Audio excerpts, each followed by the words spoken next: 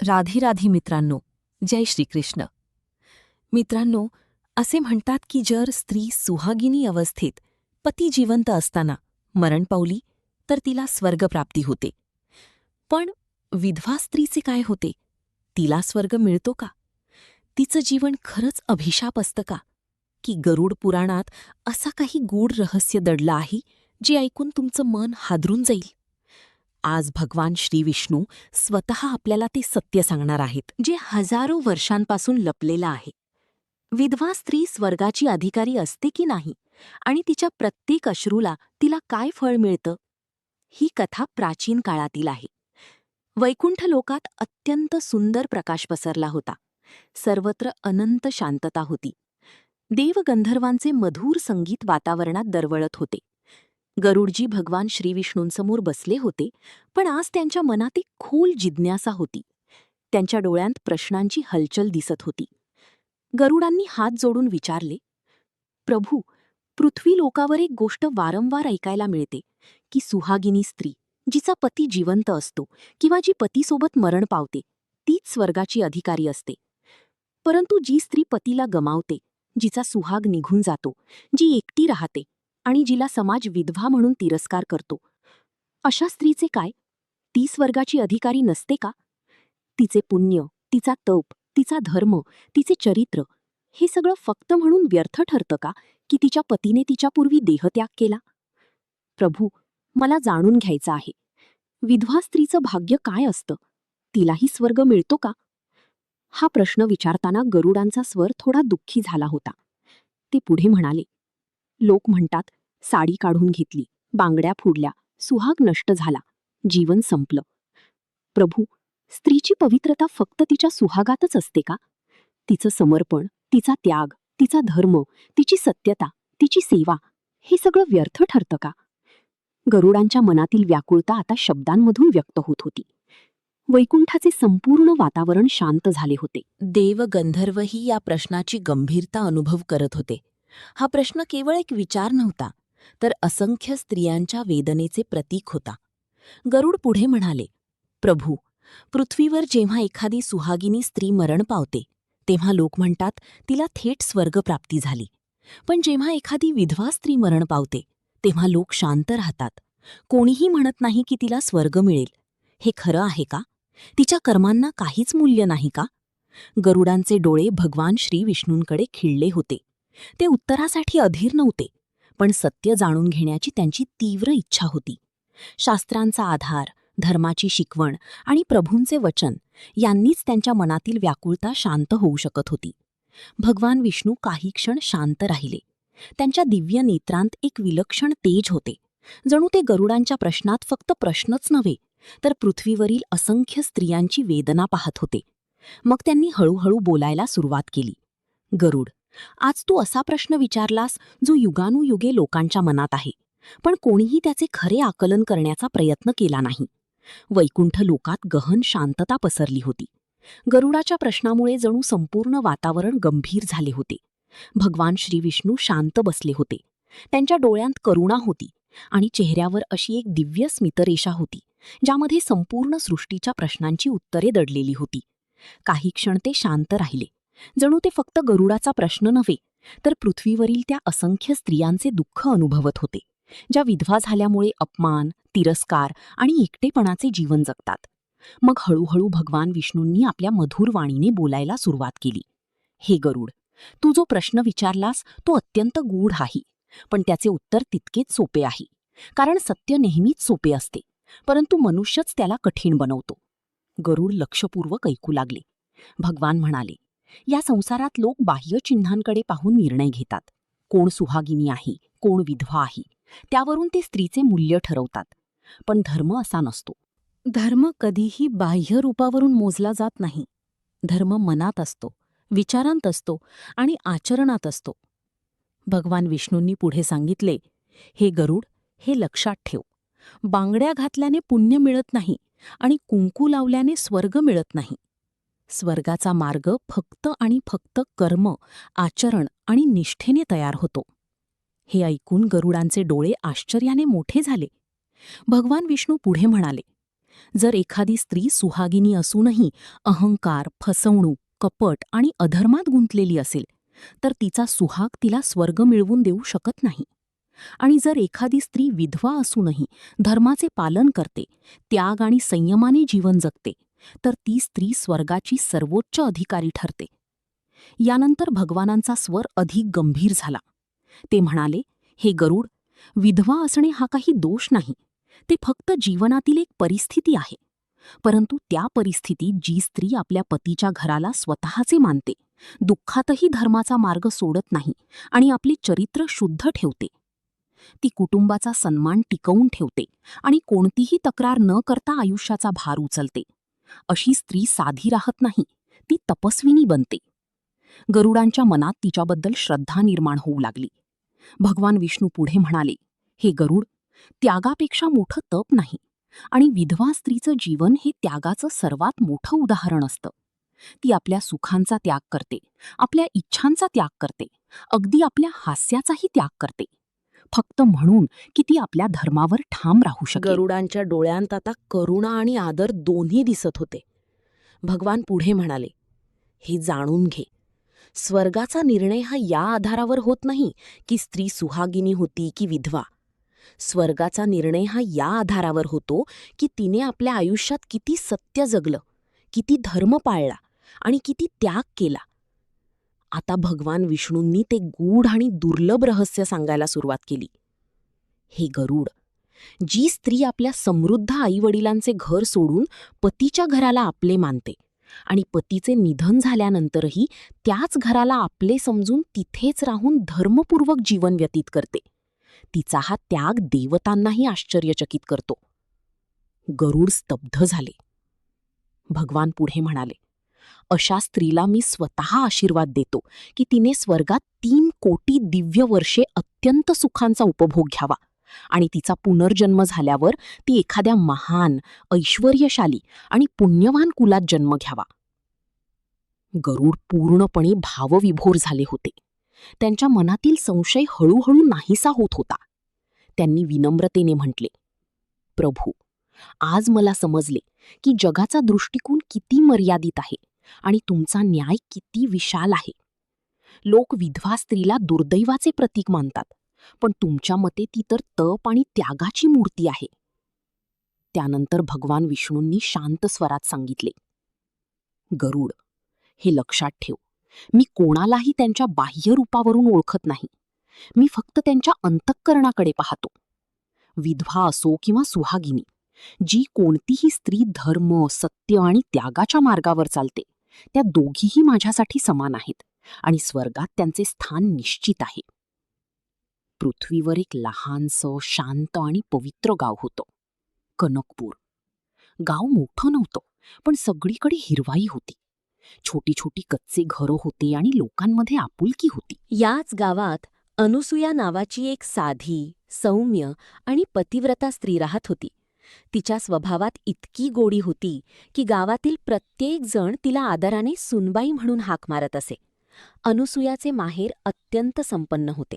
तिचे वडील धनवान व्यापारी होते.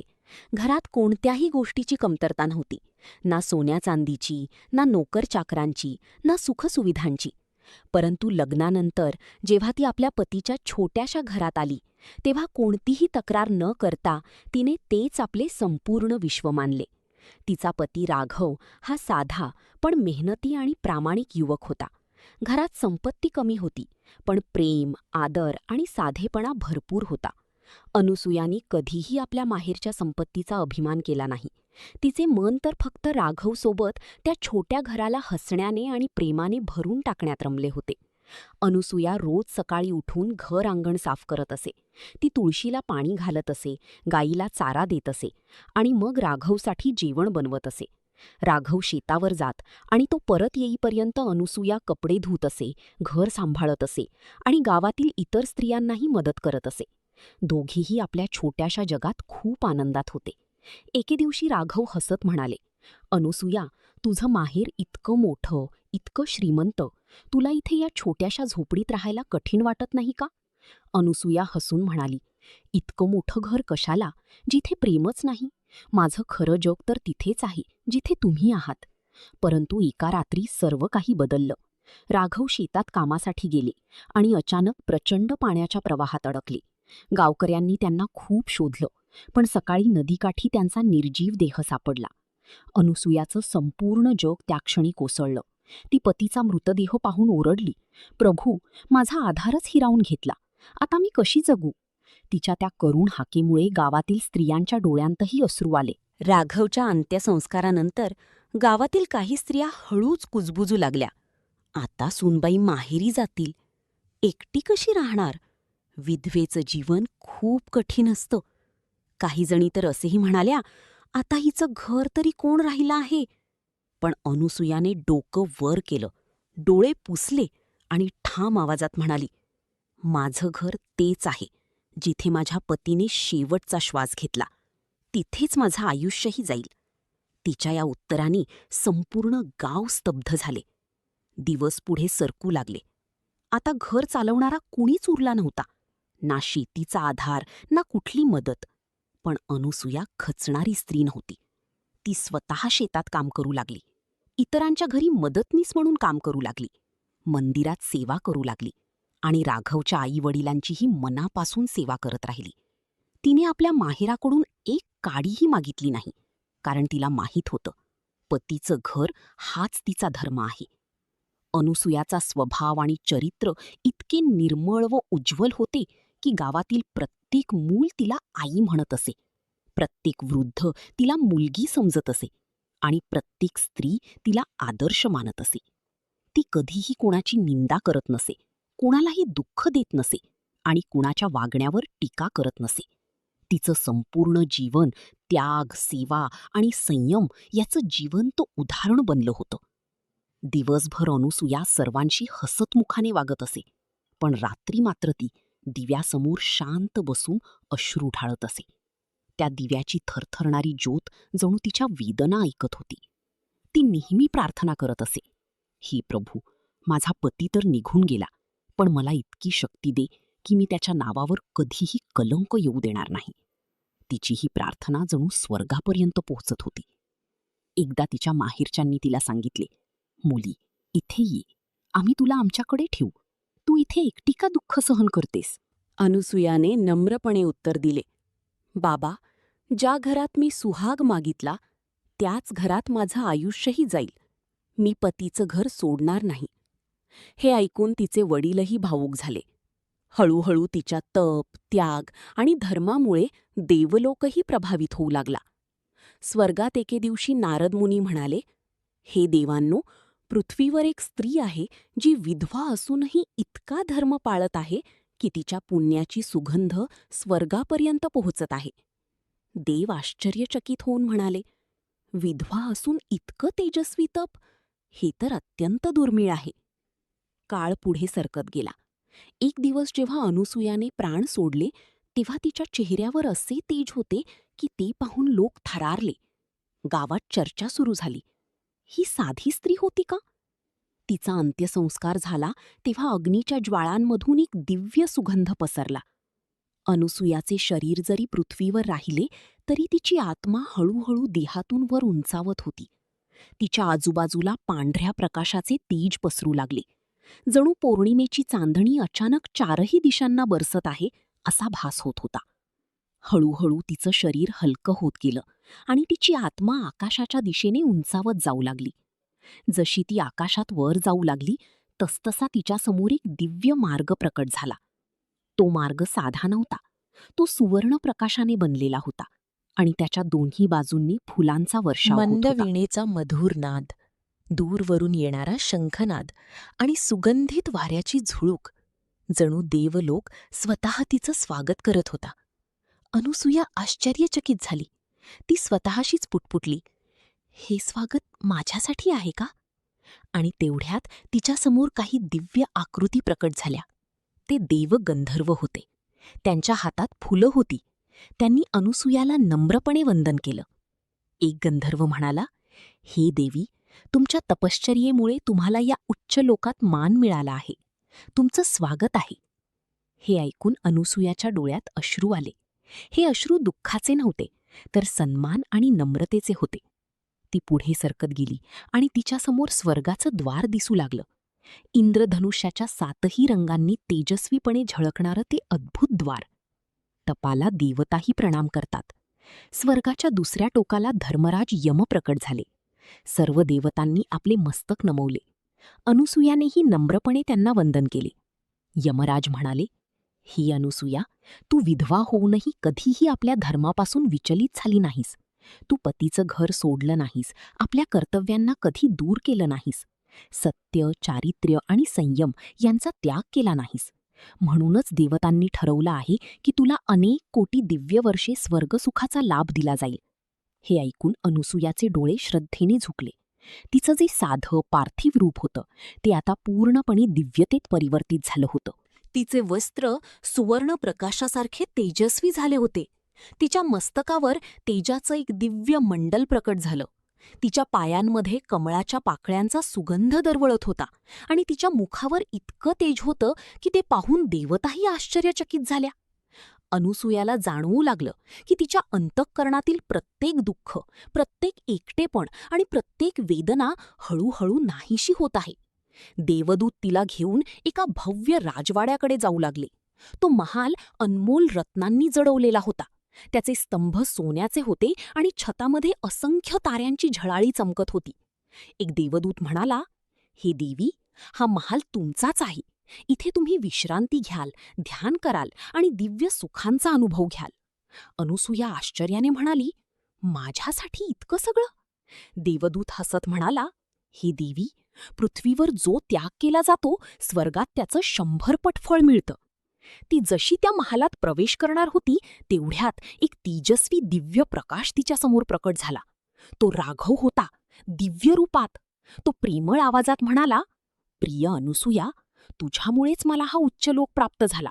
तुझं प्रेम, तुझं तप आणि तुझा धर्म यांनी मला देखील उंचावून इथे आणलं. अनुसूयाच्या डोळ्यांत अश्रू दाटून आले. राघव पुढे म्हणाले, जिने पृथ्वीवर जिवंत असताना प्रेम दिलं आणि माझ्या जाण्यानंतरही धर्म पाळला, तिच्यासाठी स्वर्गाचे दरवाजे नेहमीच खुले असतात. अनुसूयाने नम्रतेने हात जोडले आणि म्हणाली, मी जे काही केलं ते माझं कर्तव्य होतं, माझा धर्म होता. राघव हसत म्हणाले, आणि हाच धर्म तुला देवतांमध्ये स्थान देत आहे. स्वर्गात प्रवेश करताना अनुसूयाने एक वचन दिलं, जी कोणतीही स्त्री धर्म पाळताना दुःख सहन करते तिला मी स्वर्गात आधार देईन. तिच्या त्यागाचं फळ तिला नक्कीच मिळेल. त्याच क्षणी आकाशात दिव्य प्रकाश पसरला, फुलांचा वर्षाव सुरू झाला आणि स्वर्गात अनुसूयाच्या स्वागताचा उत्सव साजरा करण्यात आला. वैकुंठ लोकात पुन्हा एकदा तीच दिव्य शांतता पसरली. पण यावेळी वातावरण आधीसारखं नव्हतं. काहीतरी बदललं होतं. तो बदल होता गरुडांच्या हृदयात. अनुसूयाची संपूर्ण कथा ऐकून गरुडांचे डोळे पाणावले होते. त्यांच्या डोळ्यांत करुणा, सन्मान आणि श्रद्धेचा संगम दाटून आला होता.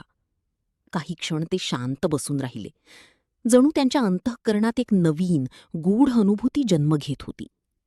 नंतर हळूहळू ते भगवान विष्णूंच्या चरणी नतमस्तक झाले. त्यांच्या आवाजात भावनांचा कंप होता. प्रभू, आज माझं अज्ञान दूर झालं. मीही जगासारखंच पाहत होतो की विधवा स्त्री म्हणजे फक्त दुःखाचं प्रतीक आहे. पण आज तुम्ही दाखवलंत की ती तर त्याग, तप आणि धर्माची साक्षात मूर्ती आहे. गरुड पुढे म्हणाले, प्रभू, पृथ्वीवर लोक विधवेला अपशकुन मानतात. तिच्या आयुष्याकडे तुच्छतेने पाहतात. तिचे कपडे बदलले जातात, तिचं हास्य हिरावून घेतलं जातं. तिच्या आयुष्यातले सगळे रंग काढून घेतले जातात. गरुडांच्या शब्दांत वेदना होती, पण त्याचवेळी एक नवीन समज, एक जागृतीही होती. हे योग्य आहे का? गरुडांचा स्वर आता केवळ प्रश्न नव्हता. तो एक वेदना होती जी त्यांनी असंख्य स्त्रियांच्या आयुष्यात पाहिली होती. भगवान विष्णूंनी गरुडांना उचललं आणि अत्यंत शांत, गंभीर व करुणामय स्वरात म्हणाले, ही गरुड, संसार अनेकदा सत्य पाहत नाही. तो फक्त परंपरांच्या मागे चालतो. आणि जेव्हा परंपरा ज्ञानापासून दूर जातात तेव्हा त्या अन्यायाचं रूप घेतात. गरुड लक्षपूर्वक ऐकत होते. भगवान पुढे म्हणाले, विधवा स्त्रीला अपशकुन मानणं हा धर्म नाही, तर अज्ञान आहे. धर्म कधीही कुणाचं दुःख वाढवण्याची परवानगी देत नाही. त्या शब्दांत केवळ तत्वज्ञान नव्हतं, तर मानवतेचा खरा अर्थ दडलेला होता. धर्म करुणा शिकवतो, सन्मान शिकवतो आणि प्रत्येक आत्म्यात परमात्मा पाहण्याची दृष्टी देतो. भगवान विष्णूंचा स्वर आता अधिकच दिव्य झाला होता. ही गरुड, स्त्री ही फक्त कुणाच्या सुहागाची ओळख नसते. ती स्वतः एक शक्ती आहे. ती आई आहे. ती सृजन आहे. ती धैर्य आहे. ती त्याग आहे. आणि जेव्हा तीच स्त्री विधवा होते, तेव्हा तिचं आयुष्य एक तपश्चर्या बनतं. आता गरुडांचं मन पूर्णपणे बदललं होतं. त्यांनी नम्रतेने म्हटलं, मी फक्त त्याचे कर्म पाहतो, त्याचं हृदय पाहतो, त्याचा त्याग पाहतो. जी स्त्री दुःखातही धर्माचा मार्ग सोडत नाही, अपमानातही जी आपला संयम हरवत नाही, एकटेपणातही जी सत्याचा मार्ग सोडत नाही, ती माझ्यासाठी सर्वात प्रिय आहे आणि तिच्यासाठी स्वर्गाचे दरवाजे सदैव खुले असतात. इतकं म्हणताच वैकुंठात दिव्य प्रकाश पसरला. आकाशातून फुलांचा वर्षाव सुरू झाला. देवगंधर्वांनी मधुर संगीत वाजवायला सुरुवात केली. गरुडांनी श्रद्धेने आपले मस्तक झुकवले. त्यांच्या हृदयात आता कोणताही प्रश्न उरला नव्हता. फक्त शांतता होती. फक्त सत्य होतं. हे मानवांनो, कधीही कोणत्याही विधवा स्त्रीला तुच्छ समजू नका. ती दुःखाची नव्हे, तर त्याग आणि तपश्चर्येची जिवंत प्रतिमा असते. जर ती धर्माच्या मार्गावर चालत असेल, तर तिचं स्थान स्वर्गात निश्चित असतं आणि तिचा प्रत्येक त्याग तिला दिव्यतेच्या अधिक जवळ घेऊन जातो. जर ही कथा तुम्हाला आवडली असेल, तर ही भावस्पर्शी कथा तुम्हाला आवडली असेल, तर व्हिडिओला लाईक करा, चॅनलला सबस्क्राईब करा आणि अशाच आध्यात्मिक कथा पाहत राहा. कमेंटमध्ये नक्की लिहा, जय श्रीकृष्ण. ही कथा फक्त एक गोष्ट नाही, तर समाजाला एक आरसा दाखवणारा सत्य संदेश आहे.